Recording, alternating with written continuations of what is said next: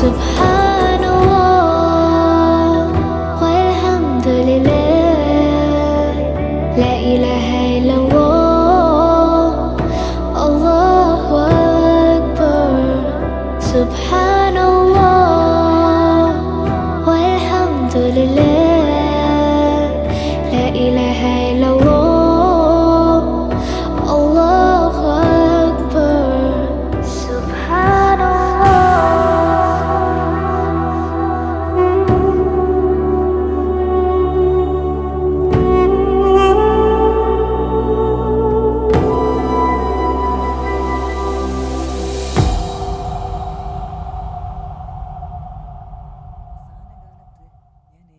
ഇഷ്ടപ്പെടുന്ന ഒരു നബിയെ അയക്കും.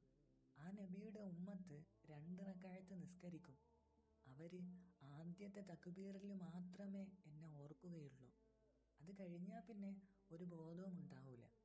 ആ 2 റക്അത്തിന്റെ മഹത്വം നിങ്ങളുടെ 40,000 കൊല്ലത്തെ 2 റക്അത്ത് നിസ്കാരത്തെക്കാൾ മഹത്വമുണ്ടാകും.